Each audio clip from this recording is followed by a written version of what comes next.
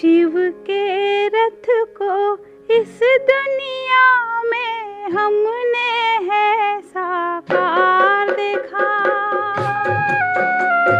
शिव के रथ को इस दुनिया में हमने है साकार देखा। उनके तन में बैठे शिव का उनके तन में बैठे शिव का हमने अलौकिक प्यार देखा। ओम शांति। आज मैं आपको अपने जीवन की बहुत सुखद जो दिन बीते बाबा के साथ, मैं उनके बारे में कुछ आपके साथ शेयर कर रही हूँ। जब मैं 9th क्लास पास किया और छुट्टियाँ थी, तब मुझे बाबा से मिलने का बहुत सुअवसर मिला। जब हम बाबा से जाते ही मिले तो हमें बताया गया कि नहा धोकर के हमें बाबा के कमरे में मिलने के लिए जाना है। तो बहुत एक मन के अंदर उत्सुकता थी कि हम बाबा से मिलेंगे तो बाबा हम कैसे उनको हमें लगेगा और बाबा से हमें क्या क्या अनुभूतियाँ होने वाली हैं। बहुत सारी मन के अंदर आकांक्षाएं थी, आशाएं थी। और जैसे ही हम बाबा के पास गए तो बाबा का कमरा बहुत छोटा सा था और उस कमरे में हम 5 या 6 जने थे जो बाबा के साथ मिलने गए। बाबा ने एक एक को बहुत प्यार से बातचीत भी किया और फिर सबको अपनी गोद में भी लिया। तो ये मेरा इतना सुखद अनुभव है, इतनी खुशी हुई। और बाबा इतने कोमल थे, जितनी बाबा के अंदर श्रेष्ठ भावनाएं थी उतनी ही बाबा के अंदर कोमलता भी थी। मैंने बाबा के व्यक्तित्व में ये पाया कि बाबा के अंदर जो सबसे बड़ी विशेषता, जो हमने बाबा की बाद में किताबें भी पढ़ी तो उससे पता लगा कि एक व्यक्ति जो आगे बढ़ता है उसका मुख्य है व्यक्तित्व के अंदर कि जो अपनी गलतियों को रियलाइज़ करता है। बाबा ज्ञान में आने से पूर्व भी उनके अंदर ये बहुत बड़ी विशेषता थी और ज्ञान में आने के बाद बाबा की ये विशेषता उनको संपन्न बनने में बहुत काम आई। जैसा हम सुनते हैं कि ज्ञान में आने से पूर्व बाबा ने अपने लौकिक पत्नी को, जब उनकी माँ उनसे मिलने के लिए आई थी तो अनायास ही उनके मुंह से निकल गया था कि आपकी सौतेली माँ आपसे मिलने आई है। और वो माँ मिलकर चली भी गई। लेकिन बाबा को बाद में रियलाइज़ हुआ कि मुझे ये शब्द नहीं बोलना चाहिए था, सौतेली माँ। तो उन्होंने अपनी युगल से बातचीत किया जब वो चली गई कि आज मेरे से बहुत बड़ी गलती हुई है और मैं अपने को माफ़ नहीं कर पा रहा। तो उनकी पत्नी ने पूछा, कौन सी गलती आपसे हुई? तो उन्होंने बताया कि मैंने आपसे आज ये कहा था कि आपकी सौतेली माँ आपसे मिलने आई है। तो उनकी पत्नी ने बाबा को समझाया कि नहीं, अगर उनको कुछ दुख हुआ होता तो ज़रूर मेरे साथ वो शेयर करती कि भी आपके पति ने ऐसा ऐसा क्यों बोला मेरे बारे में। तो उनको ऐसा कुछ नहीं लगा, मेरे को तो उन्होंने कुछ शेयर नहीं किया। फिर भी बाबा को अपनी गलती का बहुत गिल्ट फील हो रहा था। फिर उनकी पत्नी ने कहा कि अच्छा ठीक है, फिर हम चलते हैं घर। तो बाबा और उनकी युगल यशोधरा गए। तो उनकी माँ को बड़ा आश्चर्य हुआ कि अभी तो मैं मिलकर आई हूँ, ये मेरे पास दोबारा से क्या हो गया, इनको क्या विशेष कारण हो गया है। तो बाबा ने जाते ही अपनी गलती को रियलाइज़ करते हुए कहा कि माँ, आज मैंने आपको बहुत गलत कहा। तो उनका क्या कहा, ऐसा तो मुझे कुछ गलत नहीं लगा। तो उन्होंने बताया कि आज मैंने आपको सौतेली माँ के नाम से कहा था, तो ज़रूर आपको बहुत दुख हुआ होगा। तो उनकी सास ने, यानी यशोधरा बहन की माँ ने कहा कि नहीं नहीं, मुझे ऐसा कुछ दुख नहीं हुआ। लेकिन फिर भी बाबा ने कहा नहीं, आपको लगा तो होगा। कहते हाँ, मुझे लगा तो था। एक बार मुझे ख्याल आया कि मैं हूँ तो अवश्य ही इसकी सौतेली माँ, लेकिन मैं तो इसको बहुत दिल से प्यार करती हूँ, मैंने तो कभी भी सौतेलेपन जैसा व्यवहार नहीं किया है। तो बाबा ने कहा इसीलिए मुझे बहुत मन के अंदर गिल्ट हो रहा था कि मेरे से बहुत बड़ी गलती हुई है। फिर उन्होंने कहा कि आप मुझे माफ़ कर दीजिए। तो उन्होंने कहा नहीं नहीं, ऐसा आपने कोई गलती नहीं की है, मैं सौतेली हूँ तो सौतेली ही तो कहलवाऊँगी। फिर भी बाबा ने अपनी गलती को अच्छी तरह से रियलाइज़ किया और उनकी माँ ने भी उनको ज़रूर क्षमा किया कि हाँ ठीक है, अगर आपको ऐसा लग रहा है तो मैं आपको इस बारे में अब क्षमा करती हूँ। तो इस तरह से बाबा की ये जो एक बहुत अच्छी विशेषता थी अपनी गलती को रियलाइज़ करना, तो ये तो जब मैं थोड़ी बड़ी हुई तब मुझे इस बात का एहसास हुआ कि बाबा के अंदर ये रियलाइजेशन है। तो मैं इसको जो अपने जीवन के साथ कनेक्ट कर रही थी, तो जब मैं भी बाबा से मिलने के लिए गई थी तो हम तो छोटे थे, जैसे मैंने आपको बताया मैंने 9th स्टैंडर्ड पास किया था और जो छुट्टियां होती हैं 2 महीने की, उसी वक्त मैं गई थी। और उस वक्त दिल्ली में एक तोता मैना गली में सेंटर होता है, बहुत पतली सी गली थी और वहाँ पर एक बहुत सीनियर बहन प्रकाश दीदी वहाँ पर इंचार्ज थी, क्लास कराती थी और हम भी वहाँ पर क्लास करने जाते थे। तो उनके साथ ही एक ही बार जो मेरा बहुत ज़िंदगी का सुअवसर रहा बाबा से मिलने का, तो मैं उनके साथ ही गई थी वहाँ पर। तो जब बाबा क्लास करवा रहे थे तो बाबा ने क्लास में ऐसे कहा जो मुझे आज भी सोचकर याद करके स्मृति में ला करके बहुत खुशी होती है। इस साइड भाई बैठते हैं और इस साइड बहनें, जैसे आपने देखा होगा, और जो बीच वाला दरवाज़ा है वहाँ पर बच्चे बैठते थे, तो हम लोग वहाँ बैठते थे। तो बाबा ने कहा वो जो दिल्ली से कन्या आई है ना, तो नाम तो बाबा को मेरा याद नहीं था, तो उन्होंने ऐसे कहा कि दिल्ली से वो जो कन्या आई है ना, वो मुझे बहुत अच्छी लगी, बहुत प्यारी कन्या है। तो मुझे बहुत खुशी हुई और क्योंकि क्लास में चर्चा हुई थी तो सभी लोग भी मुझे उसी प्यार की दृष्टि से निहारने लगे। तो ये बाबा ने क्लास के बीच में ही कहा था। लेकिन जैसे हमने आपको बताया ना कि बाबा को अपनी छोटी छोटी गलतियों की बहुत रियलाइजेशन होती थी। तो अब मुझे तो वैसे ही बाबा से मिलकर बहुत खुशी हुई थी। फिर जब बाबा ने क्लास में ऐसा कहा तो मेरी तो खुशी का पारावार नहीं रहा और मैं और भी ज़्यादा गर्व के साथ मधुबन में घूमती थी कि मैं को तो बाबा ने भी बहुत प्यार किया है, मैं बाबा को भी बहुत अच्छी लगती हूँ। तो अगले ही दिन जहाँ पर झोपड़ी है उसके पास वहाँ पर अंगूरों की बेल हुआ करती थी, अभी नहीं है लेकिन उस समय होती थी।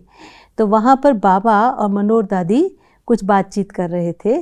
तो जैसे ही मैंने बाबा को देखा तो मैं भागकर वहाँ गई। तो बाबा की पीठ थी जहाँ से मैं आ रही थी और मनोहर दादी का मुंह था जहाँ से मैं आ रही थी। तो मनोहर दादी ने बाबा को कहा कि बाबा ये वो कन्या आ रही है जो आपको बहुत अच्छी लगती है। तो ये बात एक दिन पहले की थी जब बाबा ने ऐसा बोला था। तो बाबा ने उसी वक्त मनोहर दादी को बताया कि बच्ची मैंने ना अब उस कन्या की याद को भुला दिया है, क्योंकि कोई भी चीज़ कोई भी बच्चा भी हमें कभी याद नहीं आना चाहिए, हमें उसका भी कभी ख्याल नहीं आना चाहिए, हमें तो सिर्फ बाबा को याद करने का संकल्प होना चाहिए। तो बाबा को अंदर रियलाइज़ हुआ कि ये एक कन्या, एक बच्चे को भी हम क्यों मन के अंदर उसको स्थान दें। और बाबा ने मेरे से प्यार कम नहीं किया, उतनी ही प्यार से बाबा मुझे अब भी रिसीव कर रहे थे, मुझे उतना ही प्यार कर रहे थे। लेकिन बाबा के मन में जो एक था मन के अंदर कि हाँ ये कन्या अच्छी है, याद आ रही है, तो ये वाली जो उनका एक आकर्षण कहें या मोह कहें, जो भी हम शब्द इसको इस्तेमाल कर सकते हैं, बाबा ने इमीडिएटली उसको परिवर्तन किया। तो ये क्या था, हर छोटी छोटी गलती को महसूस करना और उसको परिवर्तन करना। लेकिन मेरे प्रति जो उनका मुझे महसूस हुआ, ऐसा मुझे नहीं लगा कि बाबा ने पहले दिन मुझे बहुत प्यार किया था बाद में नहीं किया। लेकिन बाबा ने अपनी आंतरिक स्थिति को, उसके बारे में जो उनको लग रहा होगा कहीं भी मोह की कोई बात नज़र आ रही होगी बाबा को, तो वो बाबा ने परिवर्तन किया।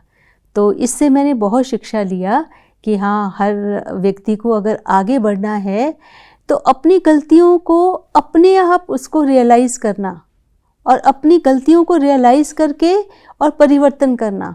कभी कभी हमें या तो गलती नज़र ही नहीं आती और कभी नज़र आ जाती है तो वो परिवर्तन करने की शक्ति हमारे अंदर नहीं होती। लेकिन बाबा अपनी गलतियों को रियलाइज़ भी करते थे और साथ साथ बहुत जल्दी उसको परिवर्तन भी करते थे। दूसरी बात जो मुझे बाबा से मिलकर के बहुत खुशी भी मिली, लेकिन दूसरी बात का एहसास भी हुआ। तो मैं तो जैसे बाबा बहुत प्यार कर ही रहे थे, हमको भी कर रहे थे, औरों को भी कर रहे थे, सबका बहुत अच्छी तरह से ख्याल कर रहे थे, सबके हालचाल पूछते थे, उनके साथ बैठते थे। तो एक पर्सनल बाबा सबको अपना जो है ना ध्यान देते थे, उनके हर एक के ऊपर अपना पर्सनल ध्यान देते थे, हर एक को अपनी पर्सनल पालना जो है ना बाबा करने का एक बहुत अच्छा लक्ष्य रखते थे। उसका असर क्या था कि जितने भी लोग थे, जितने भी बहन भाई वहाँ जाते थे, हर एक को बहुत बाबा से एक पर्सनल मुलाकात की वजह से, क्लोजनेस की वजह से ऐसा महसूस होता था कि अब हमें हमारी फलानी जो गलती है ना उसको वो रियलाइजेशन होती थी। बाबा नहीं बताते थे उनको, बाबा का सामीप्य हमें ऐसा अनुभव कराता था कि हमें बाबा अब जो हमसे उम्मीद करते हैं हमें सब कुछ करना चाहिए, और उस सब में क्या आता था, जो हमारी गलतियां थी वो हमें छोड़ने के लिए मन के अंदर एक पक्का लक्ष्य हो जाता था। मुझे याद आ रहा है कि मेरे जो लौकिक पिताजी थे वो ज्ञान में तो बहुत अच्छा चले शुरू से ही, और उनकी वजह से ही हम इस ज्ञान में आगे बढ़े, लेकिन थोड़ा उनको डोमिनेटिंग थे, गुस्सा आता था। लेकिन मैं आपको सच बता रही हूँ, जब हमारे पापा होके आते थे ना मधुबन से, तो हम लोग बड़े फ्री होते थे कि अब कम से कम महीना भर तो हमें कोई डांट भी नहीं पड़ेगी और कुछ भी नहीं कहा जाएगा, क्योंकि पापा कहाँ से होकर आए, मधुबन से। इतना प्यार बाबा से मिलता था कि उस व्यक्ति की वो जो कमी है ना वो पूरी एकदम परिवर्तन हो जाती थी। तो मुझे याद आ रहा है कि जब हम जा रहे थे वापस, तो बाबा ने मुझे कहा था कि बच्ची छुट्टियां हैं, आप यहाँ रह जाओ। लेकिन हमारी जो टीचर थी उनको ऐसा लगा कि सवेरे और शाम तो क्लास होगी और हम लोग चले जाएंगे, फिर मैं क्योंकि छोटी थी तो कहा फिर तुम सारा दिन यहाँ पर नहीं रह पाओगी, तुम्हें अकेलापन लगेगा। तो उन्होंने मुझे वहाँ रहने की छुट्टी नहीं दी। फिर मैं वापस चली आई, और जैसा हम लोगों की प्रथा है कि जब मधुबन से आते हैं तो सभी को अपना अपना अनुभव सुनाना होता है। तो हम तो छोटे थे, हम तो सोच रहे थे पहला नंबर हमारा लगाया जाए, क्योंकि हमें तो बहुत खुशी मिली है, बहुत प्राप्ति हुई है। लेकिन हमारा नंबर तो सबसे लास्ट में रखा गया। तो 3-4 जने जो मेरे से पहले सुनाने के लिए आए, तो मैं रियली बताती हूँ, आज भी सुनाते सुनाते वो क्लासरूम जो छोटा सा था, और कैसे वो स्टेज छोटी सी तख्त ही था जिस पर वो क्लास होती थी, तो एक एक जना वहाँ जा रहा था और अपना अनुभव सुना रहा था। और जब वो वहाँ जाकर के स्टेज पर बैठकर जब वो ऐसे अनुभव सुना रहे थे ना कि बाबा ने मुझे इतना प्यार दिया, बाबा ने मुझे इतना ध्यान दिया, मैं तो बाबा के ऐसे लग रहा है कि बाबा ने सबसे ज़्यादा मेरे ऊपर विशेष बाबा का ध्यान रहा है। तो मुझे सुनते सुनते ऐसी एनवी फील हो रही थी, अरे अच्छा इनको भी बाबा ने प्यार किया, इनको भी बाबा ने प्यार किया। मैं तो सोच रही थी बाबा ने मुझे ही प्यार किया। तो तब मुझे फिर रियलाइज़ हुआ कि भगवान तो सबका है। और हम जो सुनते हैं कि हर गोपी को ऐसा महसूस होता था कि कृष्ण उनसे सबसे ज़्यादा प्यार करते हैं और कृष्ण जी उनके साथ ही हैं। तो ये जो हम सुनते हैं वो रियली बाबा ने चरितार्थ, हम बाबा के जीवन में चरितार्थ होते हुए देखा, और हर बहन भाई छोटा या बड़ा हर एक ऐसा महसूस करता था कि बाबा का मेरे प्रति बहुत ध्यान है, बाबा मेरे ऊपर विशेष ध्यान रखकर मेरे से उम्मीद कर रहे हैं, मेरे से आशा कर रहे हैं, इसलिए मुझे बाबा की हर शिक्षा को, हर आज्ञा को मानना है और करके दिखाना है। तो मुझे उस वक़्त थोड़ा ये तो लगा कि अच्छा, मैं तो सोच रही थी बाबा ने मुझे ही बहुत प्यार किया, लेकिन बाबा तो सबको ही प्यार करने वाले हैं।